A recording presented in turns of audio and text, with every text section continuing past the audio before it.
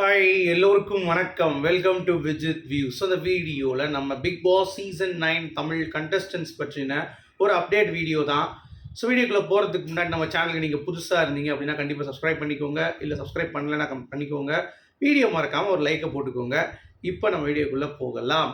So நம்ம எல்லாரும் ஆவலோட எதிர்பார்த்து கொண்டிருக்கும் உலக உத்தமி அரோரா அவர்களுடைய இன்டர்வியூ வந்து பார்த்திங்கன்னா இன்றைக்கி வந்து ஏர் ஆகிருக்கு. ஸோ நேற்றே வந்து ஏர் ஆகிடுச்சு. பட் நிறையா இன்டர்வியூ அவங்க கொடுக்கல, 2 இன்டர்வியூ தான். ஏன்னா மக்கள் வந்து கழுவி ஊற்றிட்டு இருக்கான் அப்படிங்கிறது ஒரு பக்கம் இருந்தாலும் இன்டர்வியூவில் வந்து அதை நியாயப்படுத்தின விதம் அப்படிங்கிறது பயங்கர கான்ஃபிடென்ட்டாக இருந்தது. எனக்கு ரொம்ப ரொம்ப பிடிச்சிருந்துச்சு. அதாவது மக்கள் வந்து காரி துப்புனாலும் அதை தொடச்சிக்கிட்டு நான் பண்ணது எல்லாமே வந்து பார்த்தீங்கன்னா அந்த இடத்துல எல்லாம் பக்காவாக தான் இருந்தது அப்படின்ற மாதிரி முட்டு கொடுக்கக்கூடிய அந்த ஒரு கான்ஃபிடென்ஸ் அப்படிங்கிறது நம்ம அவங்ககிட்ட பார்த்து கற்றுக்கணும். அடுத்து புருஷனும் பொண்டாட்டியும் நம்ம சாண்ட்ரா பிரஜனும் கொடுத்த வாக்குமூலம் பார்த்தீங்களா, பரபரப்பு வாக்குமூலம். அதை பற்றி என்ன அப்படிங்கிறதை பற்றி பார்க்க போகிறோம். அடுத்து ரொம்ப முக்கியமான ஒரு அப்டேட்டு, நம்ம டைட்டில் வின்னர் திவ்யா கணேசும் இந்த நசுங்கி போன மூஞ்சி அபியும் வந்து பார்த்திங்கன்னா 2 பேரும் வந்திருக்காங்க. இப்போ தான் தெரியுது அவங்களுக்கு பிஆர் எப்படி வராங்கன்ட்டு, எப்படி உருவாகுறாங்கன்ட்டு. ஸோ இந்த கார்பரேட் ரிவ்யூவர்ஸ்லாம் இருக்காங்களா, அவங்க எல்லாத்துக்கும் ஒரு பிஆர் வந்து வேலை பார்த்துட்டு இருந்தானுங்க அப்படிங்கிறது நம்ம எல்லாத்துக்குமே தெரியும். இப்போ நம்ம வந்து பார்த்திங்கன்னா பார்வதியை ஓரளவுக்கு கேம் அப்படின்னு சொல்லி சப்போர்ட் பண்ணி நிறைய விஷயங்கள் பண்ணாலும் நம்ம பார்வதி பண்ணுற தவறுகளையும் சுட்டி காட்டணும். ஆனால் இவங்க எல்லாம் வந்து பார்த்தீங்கன்னா கண்ணை மூடிட்டு ஒரே ஒருத்தனுக்கு சப்போர்ட் பண்ணிவிட்டு பார்வதிக்கு வந்து அடிச்சுட்டே கிடந்தாங்க. ஞாபகம் இருக்கா இந்த கார்பரேட் ரிவ்யூவர்ஸ்லாம்? அதனுடைய ஒவ்வொருத்தனுடைய முகத்திலேயே அவனே கிழிச்சிக்கிட்டான் அப்படின்ற மாதிரி நிறைய விஷயங்கள் இன்றைக்கி இந்த வீடியோவில் நம்ம வந்து கண்டிப்பாக டிஸ்கஸ் பண்ண போகிறோம். ஸோ வந்து பார்த்தீங்கன்னா அரோரா கானா வினோத் பற்றி நான் வந்து அவர்கிட்ட சொன்னது ரொம்ப தப்பாயிடுச்சு. நான் அவர்கிட்ட அந்த ஒரு மனநிலையில் சொல்லலை. ஏன்னா நான் அவர்கிட்ட சொல்லும்போது அவர் அதை எடுத்துகிட்டு போயிட்டார். எனக்கு ரொம்ப ஆசையாக இருந்தது. அந்த காசு வந்து எனக்கு இருந்ததுன்னா நான் போலாண்டில் போய் பொறி விற்றுருப்பேன். அது மட்டும் இல்லாமல் இருந்ததுன்னா கொஞ்சம் கஷ்டமாக இருந்தது. எனக்கு 1 வாரம் ப்ரமோஷன் காசு தான் அது. பட் இருந்தாலும் பிக் பாஸ் வந்து எனக்கு டிடிஎஃப் கொடுத்துருந்தாரு. அதனால் நான் வந்து என்ன டைப் ரைட்டிங் எடுத்துமே அடிச்சுன்னு போயிட்டே இருக்கேன். ஆக்சுவலாக உள்ளே இருக்கும்போது இந்த மூதையை வந்து பார்த்தீங்க அப்படின்னா வினோத்தை எவ்வளோ தூரம் ட்ரிகர் பண்ணாங்க அப்படிங்கிறது தெரியல. இப்போ இந்த மூதையை சொல்லுது, நான் பெட்டி எடுத்துகிட்டு போயிட்டேன்னா துஷாரை பார்க்காம போயிடணும் அப்படின்னு சொல்லிட்டு எனக்கு கொஞ்சம் பயம் அப்படின்னு சொல்லிட்டு, நீ தானே அந்த பெட்டி எடுக்கும்போது சொன்னேன் 2 நாளில் நான் வந்து வெளியே வந்துடுவேன். பூர்ணிமாவில் அப்படி தான் வந்தாங்க. சீசன் 7 பெட்டி எடுத்தாங்க, போயிட்டு 2 நாளில் வந்துட்டாங்க உள்ள. அந்த மாதிரி நாங்கள் வந்துடுவோம்னு சொன்னேன்ல, அப்புறம் நீ பயப்படுற? துஷார் வந்தாலும் அவன் கடைசி வரைக்கும் இருப்பான் அப்படிங்கிறது உங்கள் எல்லாத்துக்குமே தெரியும்ல. துஷார் வந்து பழைய கண்டஸ்டன் தானே, அவன் உள்ள இருக்க கண்டஸ்டன் தான், திருப்பி வருவாங்கிறது தெரியாதா? என்ன நடிப்பு பாருங்க. அதனால் நான் வந்து போயிட்டேனா. சரி அதை விடு. கானா வினோத்தை எடுக்கிறதுக்கு தூண்டுனேன் அப்படின்னு சொல்லி அந்த ஒரு டாபிக் போச்சா?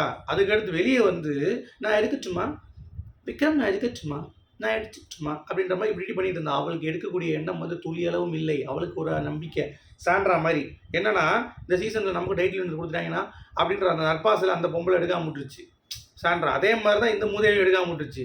ஆனால் நீங்கள் நல்லா கவனிச்சிங்கன்னா தெரியும், வினோத் வர்ற வரைக்குமே அவங்க வந்து நான் எடுக்கட்டுமா அந்த வினோத் வந்துட்டு அப்புறம் வந்து அல்வா ஓட்டிட்டு டப்புன்னு தூக்கிட்டு போயிடுவார்.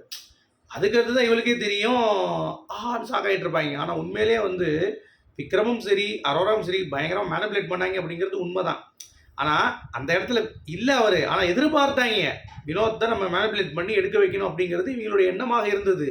அதை வந்து கடைசி வரைக்கும் வந்து பார்த்திங்கன்னா முட்டு கொடுத்து கானா வினோத் வந்து பார்த்திங்கன்னா அப்படிப்பட்ட ஒரு டைப் வந்து எனக்கு ரொம்ப கஷ்டமாக இருந்தது. அவர் எடுத்துட்டேன். அவர் அழுத பிழை எனக்கே வந்து ரொம்ப மனசு கஷ்டமாக. 5 லட்சத்துக்கு நம்ம ப்ரொமோஷன்ஸில் ஈஸியாக சம்பாதிச்சிருவாங்களாம். ஏண்டி 3 மாதம் இருந்தால் 12 லட்சம் சம்பாதிச்சிருவோம். நீ உனக்குலாம் ஒரு தொகையா? அவுத்து போட்டு உடம்பு காட்டுறவளுக்கு வந்து பார்த்தீங்கன்னா என்ன ஒரு பகுமானம் பாருங்களேன். நான் வந்து இப்போ வந்து இந்த மாதிரி வேலையை நான் பண்ண மாட்டேன் இனிமேல். எனக்கு அந்த இன்ஸ்டாகிராம் சோஷியல் மீடியாவில் ஆக்ட்ரஸ்லாம் வேண்டாம் அப்படின்றான். இப்போ தான் திடீர்னு ஒரு ஆடு பார்த்தேன். ஒரு பையனும் பொண்ணும் ஒரு பயங்கர நெருக்கமாக இருக்கிற மாதிரி ஒரு ஆடு. நானும் உள்ளே போய் பார்த்தா அது அரோரா. இன்னொரு பையன் வந்து எவனோ ஒருத்தன் அந்த முதலை கூட தடையிட்டு இருக்கா. இங்கே பாரு, ஓப்பனாக சொல்லணும்னா அரோரா ஒரு ஆம்பளை இல்லாமல் இருக்க முடியாது. அது பிக் பாஸ் வீட்லேயும் சரி வெளியும் சரி அப்படிங்கிறது தீர்மானம் ஆகிடுச்சு. சும்மா உட்காந்துக்கிட்டு பிக் பாஸ் வீட்லேருந்து கிடைச்ச நல்ல பேரை வச்சுக்கிட்டு நிறைய பேர் கூவி நார்மலைஸ் பண்ணிட்டாங்களா. இப்போ என்ன பண்ணுறதுன்னு தெரில அந்த மூதேவிக்கு. அதனால தான் போலாண்டுக்கு போகிறேன், நான் போலாண்டில் பொறி வைக்க போகிறேன் அப்படின்ற மாதிரி வந்து உருட்டிட்டு இருக்குது. நர்சிங் பண்ண போகிறேன் அப்படி இப்படின்ட்டு. நீ போனால் சந்தோஷம் தான். ஏன்னா இங்கே இருக்கிறவங்க நல்லா இருப்பாங்க. இல்லை உன் சப்ஸ்கிரிப்ஷன் தயவு செஞ்சு கேன்சல் பண்ணிட்டு போ. உன்ன மாதிரி வந்து கேடு கட்டத்தானா எத்தனை பேர் இருக்காங்க. அவங்க எல்லாம் உனக்கு காசு கொடுக்குறாங்க பாரு. அவங்க குடும்பத்துக்கு பார்க்காம உனக்கு வந்து கொடுத்துட்ருக்கானுங்கல்ல. அப்போ எவ்வளோ கேடு கட்டவன் நீ எல்லாம் சொசைட்டிலேருந்து பிடுங்கி தள்ளக்கூடிய முதல் ஆணியாகவே நீ தான் இருக்கணும். அப்படிங்கிறத தெரியவே இல்லை. இப்போ வந்து இவ வந்து குழந்தைகள் நம்மள கொண்டாடுறாங்க. நிறைய குழந்தைகள் எனக்கு ஃபோன் பண்ணி செல்ஃபி எடுக்குறாங்க. எனக்கு டெம்பிள்ஸ்லாம் வந்து போகும்போது எனக்கு நிறைய என்ன என்ன என்னம்மா நீ நீ யாரையோ பிக் பாஸ் வீட்ல அறுத்து தள்ளிட்ட. இன்னொன்னு அவ்வளோ பேர் சொன்னான். சபரி இருந்தாரு, விக்ரம் இருந்தாரு, கனியக்கா இருந்தாங்க அப்படி இப்படின்னு சொல்லிட்டு இருந்தவ, இவ கண்டென்ட் பிச்சை போட்டாங்கல்ல வீட்ல, பிக் பாஸ் வீட்ல இருக்க வைக்கிறதுக்கு. 3 பேர் தான் பிச்சை போட்டாங்க. ஒண்ணு கானா வினோத். அவளுடைய பேரண்ட்ஸ் மென்ஷன் பண்ணல. மிஸ் பண்றேன்ட்டு. ஏன்னா வந்து மதிக்க கூட இல்ல போல அரோராவ. கமருதீன். அவ்வளோதான் மிஸ் பண்றேன். பார்வதி. ஒரு தேங்க்ஸ். பார்வதி உனக்கு சண்டை. அந்த தலையில கட்டிக்கிட்டு இப்படி இப்படி பண்ணிட்டு இருந்தாலே ஒரு டாஸ்க்ல வந்து. அது கூட நான் ஒத்துக்கிறேன். சரி சண்டை போட்டேன். கமருதீன் கிட்ட அவன் இல்லைன்னா நீ வந்து பிச்சு தான் எடுத்துருக்கணும் பிக் பாஸ் வீட்டில், ஒன்றுமே கிடையாது. அதே மாதிரி துஷார் கூட இருக்கிறதுனா நம்ம சொல்லுது, துஷார் கூட உங்களுக்கு என்ன ரிலேஷன்ஷிப் அப்படின்னோடனே, துஷார் கூட வந்து பார்த்தீங்கன்னா துஷார் வந்து வெளியே வந்து என்ன அவர் ட்ரை பண்ணிட்டு அவர் எனக்காக அது இருந்துடக்கூடாது அப்படின்றதுக்காக நான் வந்து பொலன்ஸ் போடுறேன். அதனால் அவர் வந்து எனக்கு ஃப்ரெண்ட்ஸு தான். அதுக்கு மேலே எனக்கு வந்து எந்த ஒரு ஃபீலிங்ஸும் அவர்கிட்ட இருக்கக்கூடாது. என்ன பாத்ரூம்குள்ளே கூப்பிட்டு போய் என்னென்ன வேலை பார்த்தா அவங்ககிட்ட அரிப்பு அடக்க முடியாமல் அங்கே வந்து சில விஷயங்கள் பண்ணிட்டு இருந்தீங்கல்ல. வெளியே வந்து என்னமோ உலக உத்தமி மாதிரி வந்து பார்த்தீங்கன்னா நம்ம கரெக்டாக தான் வச்சுருக்கோம் போல தெரியுது. உலக உத்தமின்னு பேர். நான் வந்து நல்ல பொண்ணு, நாகரிகமாக பொண்ணு, என்னை வந்து இப்படி தான் வளர்த்துருக்காங்க அப்படின்னு சொல்லிட்டு இப்போ வந்து உருட்டிட்டு கிடக்கா. நான் வந்து அந்த வாழ்க்கையில் அழிக்க மாட்டேன். அவன் வாழ்க்கை ஏற்கனவே நீ பிக் பாஸ் வீட்லேயே அழிச்சிட்டேன். அவனுக்கு சுத்தமாக தெரியல. அவனுக்கு வந்து பார்த்தீங்கன்னா கண்ணை கட்டினாலும் அரோரா நல்லவன்றான், கண்ணு தெரியலனாலும் அரோரா நல்லவன்றான், கண்ணு நல்லா தெரிஞ்சால் அரோரா நல்லவன்பான். ஏன்னா அவனை பொறுத்த வரைக்கும் அரோரான்னு பேப்பர் எழுதி போடல போய் நக்கிடுவான். துஷாரை பொறுத்த வரைக்கும் அந்த மாதிரி ஒரு கேரக்டர் தான். அவனுக்கு சுயறிவு கிடையாது, சின்ன பையன் அப்படின்றதுனால ஒரு செல்ஃப் எடுக்காது. அவனுக்கு ஏன் தோத்தோங்கிறது இது வரைக்கும் தெரியல. அவனுக்கு கேம் என்னன்னே வந்து இது வரைக்கும் தெரியாது. சும்மா ஃப்ரைட் ரைஸ் போடுற மாதிரி இருக்கான் பார்க்குறதுக்கு அப்படிங்கிறது பார்க்க முடியுது. பட் இருந்தாலும் இந்த கேமில் ரொம்ப வீக் அப்படிங்கிறத பயன்படுத்தி இப்பயும் வந்து பார்த்தீங்கன்னா நம்ம நூல் விடுது. எனக்கு அவரோட லைஃப் தான் ரொம்ப முக்கியம் அப்படின்னு நினச்சிருந்தேன். உள்ள பயந்துட்டாங்களாம். உள்ளே வரும்போது இப்போ வியானெலாம் வந்து விக்ரம் அடித்தோடனே இவங்க பயந்துட்டாங்களாம். என்னென்ன நடிப்பு பாருங்களேன். அதே மாதிரி கமருதீன் கிட்ட வந்து நான் க்ளோஸாகவே இருக்கலையா.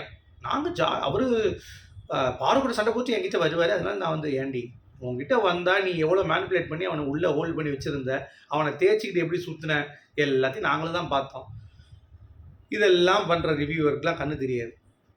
வெறும் பாரதி கம்பது மட்டும் தான் அடிச்சுட்டு இருப்பாங்க அப்படிங்கிறது தான். ஸோ கேடுகட்ட ஒரு விசக்கிருமி பாப்பா போட்டாலாம் தாப்பா அப்படின்ற மாதிரி இந்த இன்டர்வியூ வந்து இருந்துச்சு அப்படிங்கிறது பார்க்க முடியுது. அடுத்து இந்த டைட்டில் வீடியோ என்ன போயிட்டு பேசுகிறேன், அட்ரஸ் பண்ணுறேன், எனக்கு சென்டருக்கு தான் 2 பேரும் தேவையில்லாத பீஸு. ஏண்டி நீயே ஒரு தேவையில்லாத பீஸு, நீயே ஒரு தேவையில்லாத ஒரு பீஸ் தான் இந்த சீசன் பொறுத்த வரைக்கும். இது வரைக்கும் வெற்றி பெற்றவங்களே ஒரு தேவையில்லாத ஒரு பீஸ் தான், அது நீ தான். அது எந்த ஒரு மாற்று கருத்தும் இல்லை. இதில் அந்த ஒட்டின மூஞ்சி அபி வேற உள்ளே போயிட்டு அவன் பிக் பாஸ்ல அறுத்து கழிச்ச மாதிரி ஒரு வாரத்தில் வெளியே வந்தவன்.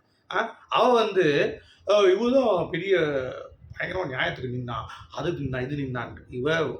அதாவது அவளுக்கு எப்படி கேம் ஆட தெரியாது, இவளுக்கு ரிவ்யூ பண்ண தெரியாது, உள்ளே போய் கேம் ஆடவும் தெரியாது. சும்மா உட்காந்துக்கிட்டு எதுக்கு பண்ணுறது தெரியாமல் அந்த முதல் டான்ஸ் வேறு அவள் கூட சேர்ந்து பார்க்குறதுக்கே வந்து கொடூரமாக இருந்தான். கொஞ்ச நேரம் பார்த்துட்டு அவரை ஓட்டி விட்டேன். அதுக்குள்ள பார்க்குறதுக்கே ஆள் இல்லைன்னு வைங்களேன்.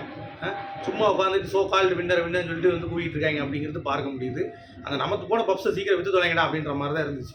சரி, அதை ஒரு பக்கம் விடுங்க. இன்னொரு பக்கம் நம்ம சாண்ட்ராவும் பிரச்சனை பரபரப்பு பார்க்கணும். பார்த்தீங்களா, விஜய் சேதுபதி அவர்கள் வந்து ஒரு படம் என்னமோ 2 ஊரில் 2 நாதாரியா ஊதாரியா ஏதோ ஒன்று. சரி, அந்த படத்தில் வந்து பிரஜனும் நம்ம புகழ் நடிக்கிறாரு. அது ஜனனி ஒரு கேரக்டர் பண்ணுறாங்க போல. கீழே அவ்வளோ கமெண்ட், ஜனனி ஏம்மா உனக்கு நல்ல படம் எதுவும் கிடைக்கல, இதில் நடிக்கிறேன்ற மாதிரி. சரி, அதை விடுங்க. விஜய் சேதுபதி அவர்கள் நண்பன்ற முறையில் வந்து இது பண்ணுறாரு. அப்போ பிரஜன் சொல்கிறாரு, நானும் என் பொண்டாட்டி சேர்ந்து தான் எல்லா தப்பையும் பண்ணுவோம், நல்லது பண்ணாலும் சேர்ந்து தான் பண்ணுவோம் அப்படின்றாங்க. அப்போ உள்ள நீங்கள் கேம் ஆடினது உண்மை தானே? நீங்கள் கேம் ஆடினது உள்ள தானே? அப்போ ஒத்துக்கிட்டீங்களே. அப்போ நீங்களே வந்து வாக்குமூலம் கொடுத்துட்டீங்க அப்படிங்கிறப்ப நாங்கள் என்னங்க பேசுகிறது அதை பற்றி?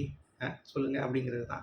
அது மட்டும் இல்லாமல் பிக் பாஸ் கொண்டாட்டம் இவங்க எல்லாம் வச்சுட்டு இந்த மாதிரி இன்டர்வியூவாக கொடுத்து ஃபேன்ஸ் மீட்டாக கொண்டு வந்தாங்களே, இதில் கொண்டாட்டம் வேறு இருக்குமா அப்படின்றது டவுட் ஆகிடுச்சு. ஏன்னா 17 முடிஞ்சிருக்கு, இப்போ அடுத்து 17 வரப்போகுது. 1 மாதம் ஆயிடுச்சுன்னா அதை ஒரு இதுவும் இல்லை, நியூஸும் இல்லை. அதனால் கொண்டாட்டம் ரத்தாகிறதுக்கான வாய்ப்புகள் மிக மிக அதிகமாக இருக்குது அப்படிங்கிறது பார்க்க முடியுது. உங்களுடைய கருத்துக்கள் சொல்லுங்கள். மீண்டும் சூப்பராக அடுத்து சந்திப்போம். அது வரைக்கும் குட் பை. தேங்க்யூ.